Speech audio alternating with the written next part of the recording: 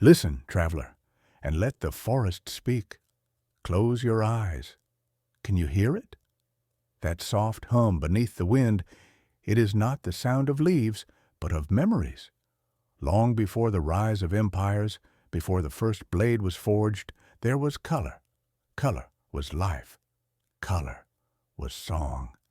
And at the center of it all, hidden beyond the eternal ocean, stood the island of Oovi-Kat, a world painted by feeling, not by hands. And from its heart she was born.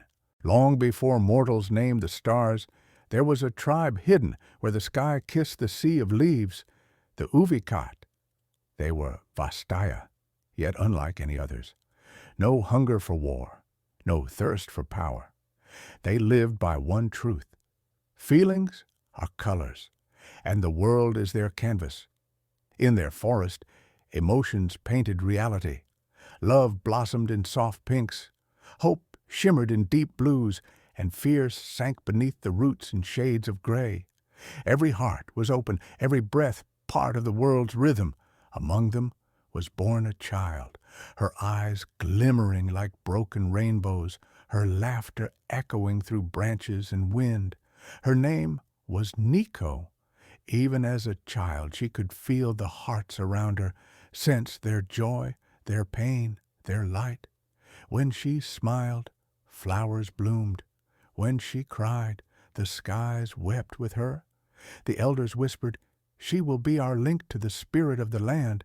But one day the forest went silent, and silence in Oovi-Kat meant death. It began with smoke. Then came the sound of iron cutting through bark. Machines, men, or worse.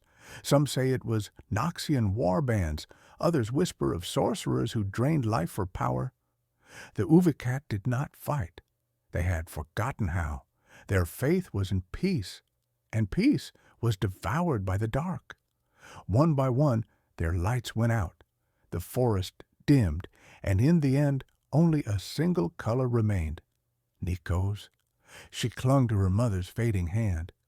"Don't be afraid," her mother whispered. "Colors never die, my Neeko.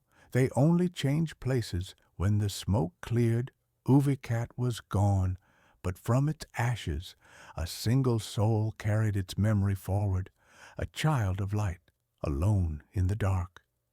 Years passed.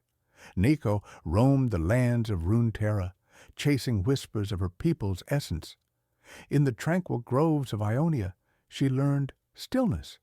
In the stormy harbors of Bilgewater, she learned curiosity. And among the cold inventions of Piltover, she learned fear. Humans confused her.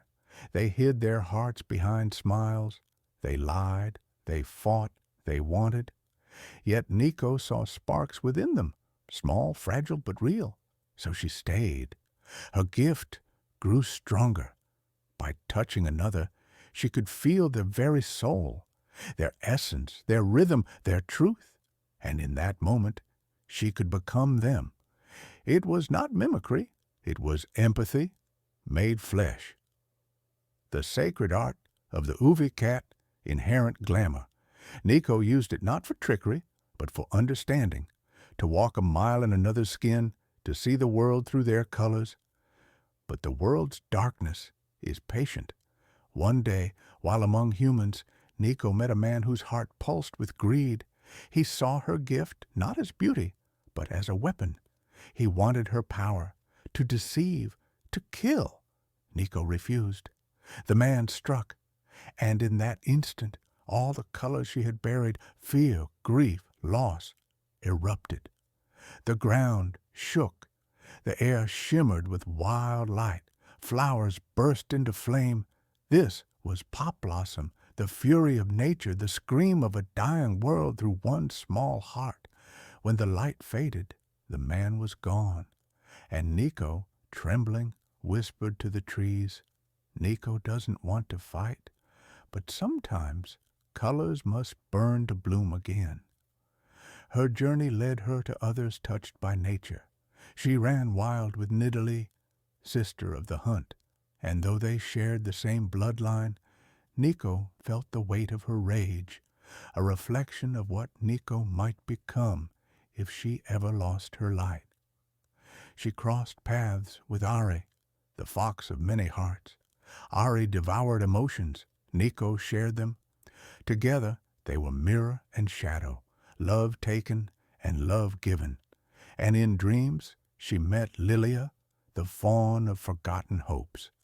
Together they danced beneath moonlit trees, ribbons of color and dream weaving through the night. Two souls born from the same root of wonder, one of dreams, one of colors. Neeko still searches, not for vengeance, but for meaning. Her tribe is gone, yet she carries their pulse within her. Every laugh, every tear, every spark of kindness, it all keeps them alive. When she walks, the grass glows. When she smiles, the forest hums.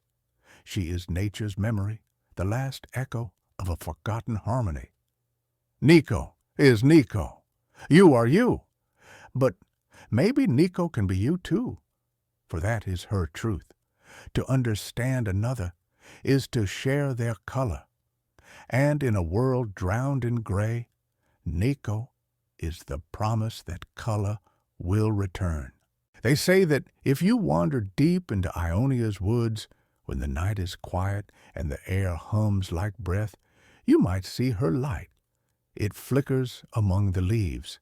Not flame, not spirit, but something older, something remembering, and a voice, soft as rain, echoes through the trees. The world isn't bad, it's just lost its colors. When the glow fades, a single flower remains, small, radiant, impossibly alive, and those who find it know its name. They whisper it with reverence and warmth. Neeko.